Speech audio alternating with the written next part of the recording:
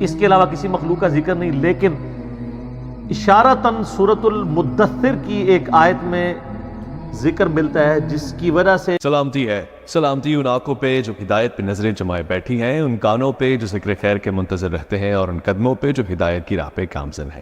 السلام علیکم ورحمۃ اللہ وبرکاتہ۔ ایلین یعنی خلائی مخلوق، اچھا پاکستان میں خلائی مخلوق کا اور مطلب ہے اور اس سوال میں خلائی مخلوق کا اور مطلب ہے۔ ایلینز کا اس طریقے سے ذکر تو قرآن و حدیث میں کہیں نہیں آیا جی۔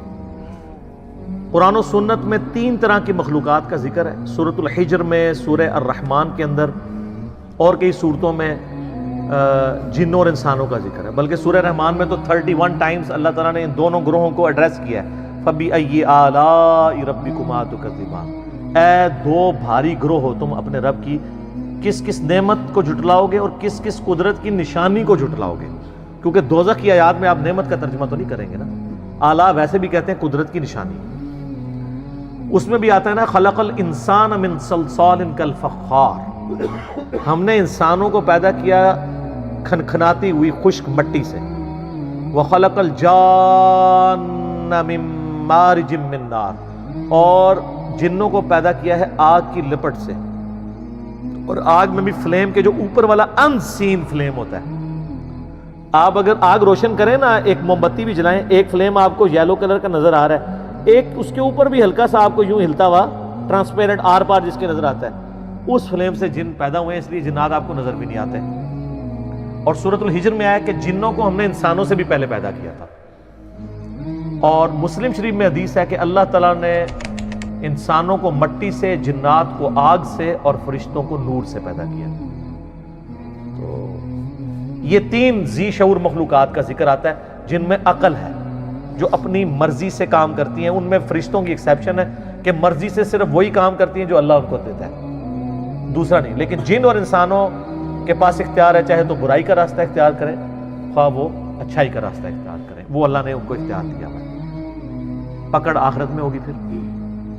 اس کے علاوہ کسی مخلوق کا ذکر نہیں، لیکن اشارتاً سورۃ المدثر کی ایک آیت میں ذکر ملتا ہے جس کی وجہ سے یعنی محدثین کا، مفسرین کا یہ موقف ہے کہ اللہ تعالیٰ کی کچھ ان سین مخلوقات ایسی کائنات میں موجود ہیں جن کا اللہ تبارک و تعالیٰ نے اجمالاً ذکر کر دیا ہے، لیکن ان کی ڈیٹیلز ہمیں نہیں بتائی ہیں۔ یہ سورہ المدثر کی آیت نمبر ہے 31، اعوذ باللہ من الشیطان الرجیم، کافی لمبی ہے، جس میں وہ دوزخ پہ 19 فرشتے ہیں نا، اس کے کانٹیکسٹ میں اللہ تعالیٰ نے ذکر کرتے کرتے نا اس کو کنکلوڈ کیا، وَمَا يَعْلَمُ جُنُودَ رَبِّكَ إِلَّا هُ، اور تیرے رب کے لشکروں کو اس کے سوا کوئی نہیں جانتا، یعنی اللہ کی مخلوقات کو اللہ کے سوا کوئی نہیں جانتا۔ تو کئی ایک مخلوقات ہیں، آپ وہ حدیث نہیں آپ کو یاد بخاری مسلم کی کہ وہ جو عقبہ بن ابی معید تھا بدبخت، جس نے نبی علیہ السلام کے اوپر لا کے اوجڑی رکھی تھی، تو وہ جو بخاری حدیث میں، آپ مسلم میں بھی حدیث موجود ہے، اور قرآن پاک میں اشارتاً ذکر ہے سورہ علق کے اندر ابو جہل کے بارے میں۔ ابو جہل نے ڈیوٹی لگائی تھی نا اس کی کہ اللہ تعالیٰ فرماتا ہے اس کو پیشانی کے بالوں سے ہم گھسیٹیں گے آگ کی طرف، ابو جہل کو، کہ یہ ایک بندے کو صرف اس لیے اس کے ساتھ لڑائی کرتا ہے، اس کو تکلیف دیتا ہے کہ وہ اپنے رب کے حضور نماز کے لیے کھڑا ہوتا ہے۔ بخاری مسلم میں اس کانٹیکسٹ میں ایک حدیث موجود ہے کہ ابو جہل جو ہے وہ نبی علیہ السلام نماز کی حالت میں تھے کہ وہ آگے بڑھا اس لیے کہ آپ علیہ السلام کے اوپر کو بھاری پتھر پھینک دے تاکہ آپ کو شہید کیا جائے، پھر ڈر کے پیچھے ہٹ گیا۔ تو بعد میں لوگوں نے پوچھا کیا ہوا، تو اس نے کہا کہ میرے اور نبی علیہ السلام کے درمیان ایک بہت بڑی کھائی حائل میں نے دیکھی، اور ایک میں نے پروں والی بڑی عجیب و غریب شکل کی مخلوق دیکھی، اور مجھے لگتا تھا میں ایک قدم آگے بڑھا تو یہ میرے تکہ بوٹی کر دے گی۔ یہ حدیث بخاری میں بھی ہے، مسلم میں۔ اب وہ مخلوق کیا تھی؟ اللہ کی مخلوقات ہے۔ دوزخ کے اندر اللہ تعالیٰ نے جو انسانوں کے اوپر مخلوقات مسلط کرنی ہے، وہ سمجھانے کے لیے نا کہ وہ اللہ تعالیٰ فرماتا ہے کہ وہ اونٹ زرد اونٹوں کی مانند جو ہے وہ شعلے ہوں گے، پھر اژدہا کا ذکر موجود ہے، سانپوں کا ذکر موجود ہے بخاری مسلم کے اندر۔ وہ اللہ کو پتہ ہے کون کون سی مخلوقات، وہ یہ والے سانپ تو نہیں ہے، یہ سانپ تو آگ میں مر جائے، وہ کون سے سانپ ہیں؟ اللہ تعالیٰ کی مخلوقات بے شمار ہیں. کوئی بندہ اس روئے ارض پہ آپ چھوڑ دیں ذی شعور کو, اس روئے ارض پہ مخلوقات سائنس نے آپ کو بتایا کتنی ہیں. 2 ملین سپیشیز ہیں, 20 لاکھ مخلوقات صرف روئے ارض پہ ہیں, اور یہ وہ ہیں جو ڈسکور ہوئی ہیں. یہ کاؤنٹنگ تو چل رہی ہے. تو یہ آیت آپ کو سمجھ آئے گی تیرے رب کے لشکروں کو اس کے سوا کوئی نہیں جانتا. باقی جو فلموں میں اور کہانیوں میں اور افسانوں میں ایلین مخلوق کا ذکر کرتے ہیں, جی ادھر آئی, یہ کر گئی, وہ کر گئی, تو یہ تو ہالی ووڈ کی فلموں میں ہے. جب تک فزیکلی کوئی چیز سامنے نہیں آتی کوئی پروڈیوس نہیں کرتا. اور سر یہ کہانیاں آپ لوگ بھی کروا رہے ہوتے ہیں. خانہ کعبے میں ایک فرشتہ دیکھا گیا, وہ ایک کو روشنی سی نظر آتی ہے, تو وہ تو سر ہمارے سی سی ٹی وی کیمرے میں آپ کو چھوٹے چھوٹے وہ فرشتے نظر آ رہے ہیں. رات کے وقت اس ملک میں جو پولوشن ہے وہ اڑتی بھی جب آپ کو نظر آتی ہے, چونکہ یہ ایچ ڈی کیمرے لگے ہوئے ہیں نا, تو نائٹ ویژن کیمرے ہیں, تو آپ کو ذرات اتنے اڑتے ہوئے نظر آئیں گے. تو وہ مجھے جب بھائی پوچھتے ہیں کہ میں نے کہا فرشتے جو نا, یعنی انڈیا پاکستان بنگلہ دیش فرشتے نے, سائنس کی زبان فرشتے کوئی نہیں نے, یہ تو انہوں کہانی کرائے گی. فرشتے تو اپنی جگہ ایک مخلوقات ہیں, لیکن فرشتے جو ہیں وہ ایسی مخلوق ہیں کہ اللہ تبارک و تعالیٰ نے اس فزیکل ورلڈ سے ان کو ایک الگ مخلوق کے طور پہ رکھا ہوا ہے. اس فزیکل ورلڈ کی مخلوق نہیں ہے, اس لیے آپ کبھی دیکھ نہیں سکتے فرشتوں کو جب تک کہ وہ اس فزیکل ورلڈ کے جو قوانین ہیں ان کے مطابق انسانی شکل میں نہ آ جائے. جیسا کہ حدیث جبریل ہے, مسلم میں تو ڈیٹیل ہے, بخاری میں بھی ہے, جیسے جبریل علیہ السلام انسانی شکل میں آئے, سفید کپڑوں میں, کالے ان کے یعنی بال تھے, اور ایسے تھے کہ ان کے کپڑے کے لگتا تھا کہ کوئی سفر کے آثار بھی نہیں ہے, اور بندہ بھی کوئی آؤٹ اسٹیشن تھا. وہ جبریل علیہ السلام تھے, نبی علیہ السلام سے 1 to 1 سوال کر کے چلے گئے, گھٹنے سے گھٹنے ملا کے. تو اس طرح ہو سکتا ہے کہ فرشتہ انسانی شکل میں آ جائے. باقی یہ جو لوگ دعوے کرتے ہیں نا, جی فلاں کو خضر مل گئے, فلاں کو فلاں بزرگ مل گئے, فلاں کو فلاں یہ ہو گیا, تو ساری کہانیاں ہیں سر. یہ تو کہانیاں اتنی ہیں, اور مجھے دکھ ہوتا ہے اس وقت جب ہمارے مذہبی طبقے کی طرف سے یہ چیزیں کہانیاں آتی ہیں. میں آپ کو پتا سبز پگڑی والی جماعت کے ساتھ بھی رہا, میں رائے وینڈ والی جماعت کے ساتھ بھی رہا, اور جماعتوں کے ساتھ بھی, جدھر بھی میں گیا ہوں نا اس طرح کی کہانیاں مجھے ملی ہیں. میں حرم مکہ میں بیٹھا ہوا تھا, تو ایک تبلیغی جماعت کے بھائی تقریباً آدھا گھنٹہ میں نے دیکھا وہ یوں دعا کرتے رہے, اور آدھا گھنٹہ دعا کرنا بڑا کنوکشن والا ایمان والا بندہ ہی کر سکتا ہے. ابھی جمعے میں کافی ٹائم تھا, سلام پھیرا, تعارف ہوا, انڈیا کے تھے, تو کرتے کرتے تو وہ کہنے لگے یہ ابھی جو ہمارا بنگلہ دیش والا اجتماع تھا نا, اس میں صحابہ کرام سمیت نبی علیہ السلام تشریف لائے تھے, لوگوں نے دیکھا ہے. یہ عام ہے, اس کو کہتے ہیں کارگزاری. کیوں سر, آپ تو خود جماعت میں ہے نا.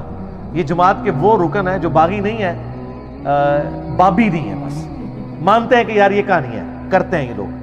اور سر آپ کو بتاؤں, آپ سبز پگڑی والی جماعت میں نہیں رہے, وہاں پہ وہ دعوت اسلامی کی بہاروں کے نام سے چلتا ہے, یہاں کارگزاری کے نام سے چلتا ہے. اور اللہ معافی دے, یہ کارگزاریاں آپ کرسچنز کی جو جماعتیں نکل رہی ہیں ان سے بھی سنیں گے. کل کو یہ نہ ہو آپ کرسچن ہو جائیں جا کے. اور یہ کارگزاریاں آپ کو ہندوؤں میں بھی نظر آئیں گی.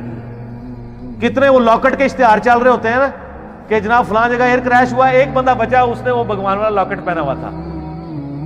تسی جناب وہ نالائن سی والے بیج بیچ دے ہو, وہ اپنے لاکٹ بیچ دینے. تو یہ بائی چانس بھی تو ہو سکتا ہے نا. یا تو یہ ہے کہ بھئی آپ ایک جہاز روانہ کریں جس پہ ساری سواریوں کو لاکٹ بنائیں, اس کو گرائیں, اور کہ سارے بچ گئے, پھر منا گے نا. ہاں کہانی تو پھر انج ہوتی, گورا تو پھر انج انالیسس کرتا ہے نا, بائی چانس نال تو نہیں ہوتا.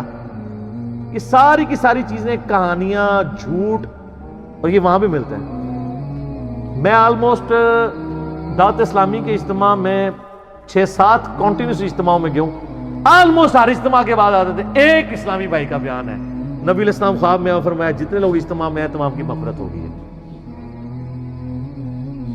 خوابوں کے اوپر سارے کام چل رہے ہیں. اور یہی رائے وینڈ میں آئے گا تو وہ کہیں گے جھوٹ ہے, رائے وینڈ والے کہیں گے یہ جھوٹ ہے, اور ہم کیا کہیں گے کہ دونوں ہی ایک دوسرے کو نیچا دکھانے کے لیے. وہ جی پنجے جو خون نکل آیا, تو وہ سب نکال سکتے ہیں. آج کل تو اتنے لوہین ہیں, جو مرضی نکالتے رہے, آپ فزیکلی سامنے لائے نا.